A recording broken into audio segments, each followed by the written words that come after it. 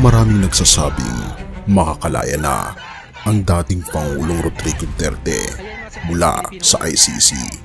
Pero ang dating senador na si Sonny Trillanes may nakakagulat na balita patungkol sa abogado ni FPRRD. Ang tanong, totoo ba ito? Palalayain na ba si FPRRD? Trillanes may pambomba tungkol sa abogado niya. Alamin ang katotohanan.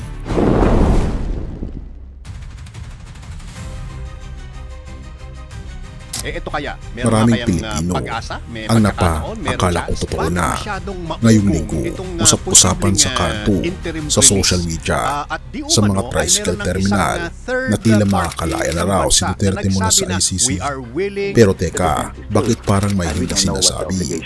At sino ang nagpunyag ng nakakagulat na impormasyon tungkol sa mismong abogado ni FPRRD? Huwag kang bibitaw dahil ang pinaka-good news ay makikita natin sa dulo. Makakalaya na si Duterte or paasa lang ba? Lumulutang ang balita, hihilingin daw ng kampo ni dating Pangulong Rodrigo Duterte ang interim release mula sa International Criminal Court. Gagamitin daw nila ang dahilan ng katandaan at pangakong di tatakas para mailipat siya sa pansamantala sa ibang bansa. Pero ibig sabihin ay lalaya na agad? Hindi automatic, walang garantiya, walang go signal pa, at dito na pumapasok si dating Senador Antonio Trillanes. Ika pa ni Trillanes, hindi yan mangyayari. Sa gitna ng excitement ng ilan, biglang pumasok si Trillanes, tila may hawak na granada ng impormasyon. Sabi niya sa social media, kalma lang, nagpapaasa lang yung abogado. Hindi yan mangyayari, malabong malabo. Pero teka, bakit nga nasabi yun? 150 milyong piso kada buwan, sino ba talaga ang kumikita? Isa pang pasabog ni Trillanes, yung abogado ni Duterte sumusweldo daw ng 150 milyong piso kada buwan. Kung totoo ito, ang tanong, seryoso ba talaga siyang iligtas si FPRRD o negosyo lang ito? Therefore, hindi maiiwasang isipin ng ilan, totoo bang sinusubukan lang nilang paikutin ang sistema habang kumikita ng limpak-limpak? Tinatago sa detalye, pansinin ang lihim. Kung totoo ang gustong i-release si Duterte, bakit hindi hayagang sinasabi ng abogado ang proseso? Ang totoo, ang hirit nila ay request pa lang sa pre-trial chamber. Hindi pa ito pinal. At kahit payagan man, marami pa rin kondisyon ang dapat pagdaanan. Trillanes insists, wala pa tayong rason para maniwalang nalalay siya. Sa ngayon, puro drawing lang yan. Emosyon ng masa, inaasahang kalayaan o fake hope, habang ang ilang supporters ay umaasang may milagro. Sinabi ni Trillanes, ginagawang palabas ang buong proseso para lang kumita ang defense team. Parang pelikula pero walang happy ending. At ang audience, taong bayan, nakanganga, nag-aabang habang tila ubos na ang popcorn, di pa rin dumarating ang bida. Ang tanong, paasa ba o pag-asa? Sinabi ni Trillanes, huwag muna tayong umasa. Hindi pa tapos ang laban, baka nga nagsisimula pa lang. But if everything he says is true, then we must ask, kanino ka ba dapat maniwala? Ang tanong, totoo ba ang 150 milyong piso na halaga ng pera sa attorney? May basehan ba talaga ang hirit for interim release? At ang pinakamalupit, paasa lang ba talaga ang lahat ng ito? Isa lang ang malinaw, habang may mga umaasa, meron ding nananawagan na buksan ang mata. Hindi dahil ayaw nilang makalaya ang dating Pangulo, kundi dahil ayaw nilang malinlang ang sambayanan. At habang naguguluhan ang sambayanan sa kaliwat kanang balita, habang tila nagiging negosyo na ang hustisya at tila paasa lang ang mga abogado, isang pangalan lang ang hindi kailanman nagpapago. Isang pangalan ang hindi naniningil ng milyones pero nagbibigay ng buhay na walang hanggan. Isang pangalan ang hindi nangako ng interim release kundi eternal salvation, at ang kanyang pangalan ay walang iba kundi ang ating Panginoon Jesus. Unang Juan 2 verse 1, mga anak, isinusulat ko ito sa inyo upang kayo huwag magkasala.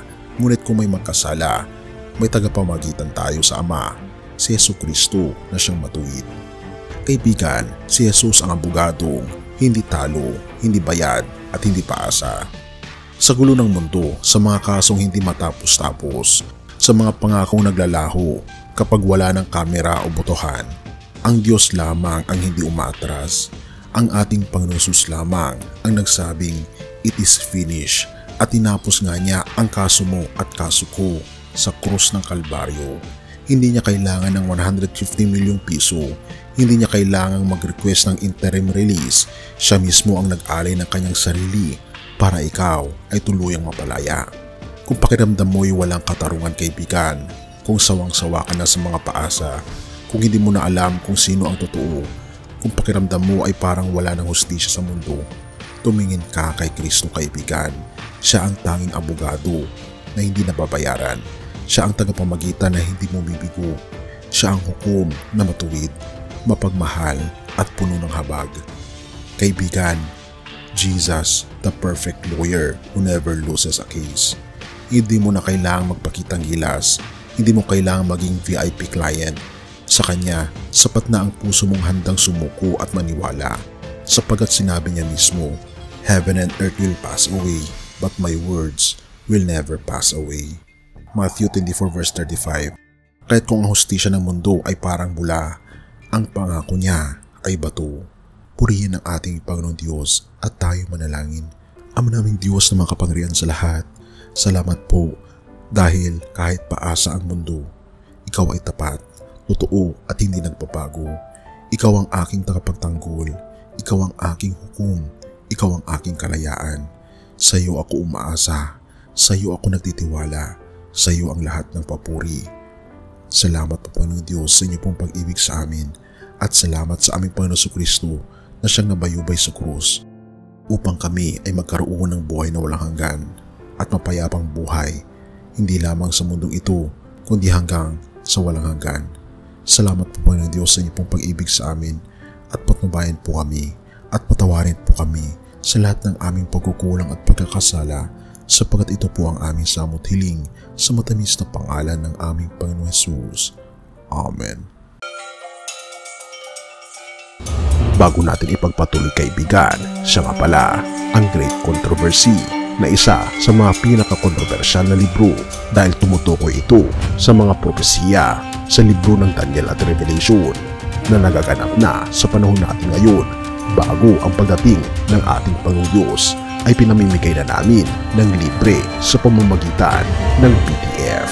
At ito ay nasa limited lamang na panahon, kaya i-click mo sa description sa baba upang ma-avail mo, kaibigan, ang napaka-importanteng libro ito na magbubukas sa iyo sa mas maliwanag mong hinaharap. Purihin ang ating Panginoong Diyos at tayo magpatuloy.